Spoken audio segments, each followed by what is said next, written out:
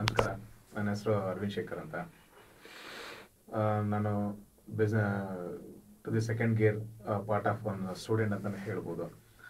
ನಾನು second gear ಬರೋಕ್ಕೆ ಮುಂಚೆ ನನಗೆ ಸೆಕೆಂಡ್ ಗೇರ್ ಬರೋದಕ್ಕೆ ಒಂದು ಇನ್ಸ್ಪಿರೇಷನ್ ಅಂತ ಹೇಳಬೇಕು ಅಂದರೆ FM 101.3 ರೈನ್ಬೋ. ಸೊ ನಾನು ಪ್ರತಿದಿನ ನಾರ್ಮಲ್ ಆಗಿ ನಾನು ಪೂಜೆ ಮಾಡೋ ಟೈಮಲ್ಲಿ 8 ಕಾಲಕ್ಕೆ ಬರೋದು. ಸೊ ಒಂದು ದಿನ ಕೇಳ್ತಾ ಇದ್ದಾಗ ನನಗೂ ಅನಿಸ್ತು, ನನಗೆ ಆ್ಯಕ್ಚುಲಿ ನಾನು ಒಬ್ಬ ಕಮರ್ಷಿಯಲ್ ಆರ್ಟಿಸ್ಟ್ ಆಗಿದೆ. ನಮ್ಮದು ಭವಾನಿ ಡಿಜಿಟಲ್ ಆರ್ಟ್ ಅಂತ ರಾಜನಗರದಲ್ಲಿ ಇದೆ. ಸೊ ನಾವು ಸೈನ್ ಆ್ಯಂಡ್ ಡಿಸ್ಪ್ಲೇ ಮತ್ತು ಈ ಕ್ಯಾನ್ವಾಸ್ ಪೇಂಟಿಂಗ್ಸು ಇವೆಲ್ಲ ಮಾಡ್ತಿದ್ವಿ.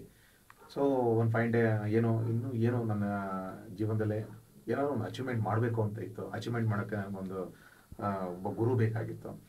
ಆ ಗುರುನ ಹುಡ್ಕೋ ಟೈಮ್ನಲ್ಲಿ the right way right time ಅನ್ನೋಂಗೆ ದ ಬಿಸ್ನೆಸ್ ಗುರು ಪ್ರೋಗ್ರಾಮ್ ಬರ್ತಾ ಇತ್ತು. ನಾನು ಭಾಳ ಸರಿ ಕೇಳಿದೆ, ಭಾಳ ಅಚೀವ್ಮೆಂಟ್ ಸ್ಟೂಡೆಂಟ್ಸ್ ಎಲ್ಲ ಭಾಳ ಚೆನ್ನಾಗಿ ಅವ್ರ ಅಚೀವ್ಮೆಂಟ್ಸ್ನ ಹೇಳ್ತಾ ಇದ್ರು. ಸೊ ನನಗೂ ಅನಿಸ್ತು ಯಾಕೆ ಟ್ರೈ ಮಾಡಬಾರ್ದು ಅಂತ. ಒಂದು ಫೈನ್ ಡೇ ನಾನು ಕಾಲ್ ಮಾಡಿದೆ.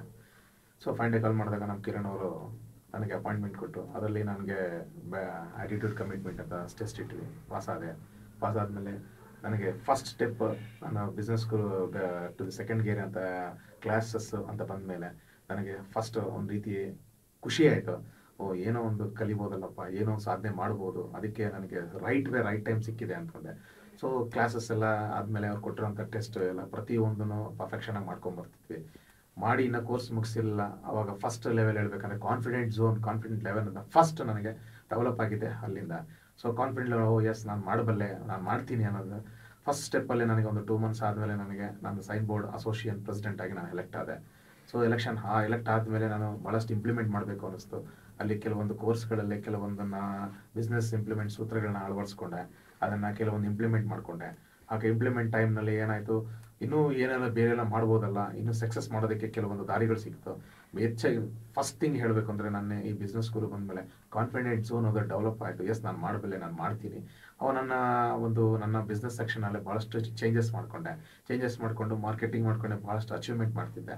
ಸೊ ಒಂದು ಫೈನ್ ಡೇ ನಾನು ಮತ್ತೆ ರಿವ್ಯೂ ಮೀಟಿಂಗ್ ಲಾಸ್ಟಲ್ಲಿ ಬಂದಾಗ ನನ್ನಲ್ಲಿ ಇನ್ನೊಬ್ಬ ಇದ್ದಾನೆ ಅನ್ನೋದನ್ನ ನಮ್ಮ GK ಸರ್, ನಾನು ಆರ್ಟಿಸ್ಟ್ ಆ್ಯಕ್ಚುಲಿ ಅವ್ರಿಗೂ ಗೊತ್ತಿರಲಿಲ್ಲ. ನಾನು ಒಂದು ಫೈನ್ ಡೇ ನಾನು ಮಾಡಿರೋಂಥ ವರ್ಕ್ ಒಂದು 2-3 ವರ್ಕು ಅವ್ರಿಗೆ ನನ್ನ ಇದ್ರ ಮೂಲಕ ನನ್ನ ಅದು ಮೊಬೈಲ್ ಮೂಲಕ ತೋರಿಸಿದಾಗ ಅವ್ರು ಹೇಳಿದ್ರು, ಯಾಕೆ ನೀವು ಇದನ್ನೇ ಮಾಡಬಾರ್ದು, ಇದನ್ನ ಯಾಕೆ ಇಂಪ್ರೂವ್ಮೆಂಟ್ ಮಾಡಬಾರ್ದು. ಸೊ ಅವಾಗ ಆ್ಯಕ್ಚುಲಿ ನಾನು ಏರ್ ಬ್ರಷ್ ಆರ್ಟ್ಸ್ನ ಮಾಡ್ತಿದ್ದೆ.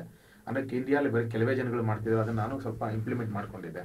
ಸೊ ಅದನ್ನೇ ಇನ್ನೂ ತೀರಾ ಡೆವಲಪ್ ಮಾಡಬೇಕು ಅನ್ನಿಸ್ತು. ಸೊ ದಟ್ ನಾನು ಅದನ್ನು ಅದೇ ಮೇನ್ ಬೇಸ್ ಪಾರ್ಟಾಗಿ ಕೆಲಸ ಮಾಡ್ತಾ ಇದ್ದೀನಿ.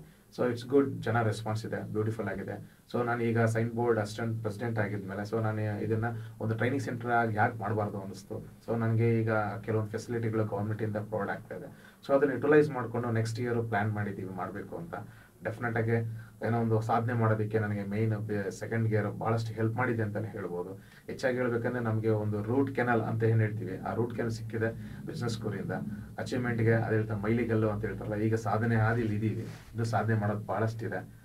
ಸೊ ಸಾಧನೆ ಮಾಡಬೇಕು ಅಂತ ಕೂತ್ಕೊಂಡಿದ್ದೀವಿ. ಖಂಡಿತ ಸಾಧನೆ ಮಾಡಬೇಕು ಅನ್ನೋದಕ್ಕೆ ಹೆಚ್ಚಾಗಿ ಹೇಳಬೇಕು ಅಂದರೆ ನಾನು ನನ್ನ ಬಿಸ್ನೆಸ್ ಸೂತ್ರಗಳನ್ನ ನನಗೆ ಪ್ರತಿಯೊಂದು ಸಹಕಾರಿಯಾಗಿದ್ದು ನನ್ನ ಬಿಸ್ನೆಸ್ ಸೆಕೆಂಡ್ ಗೇರ್. ಸೊ ಅವ್ರಿಗೆ ಫಸ್ಟ್ ಥ್ಯಾಂಕ್ಸ್ ಹೇಳಬೇಕು.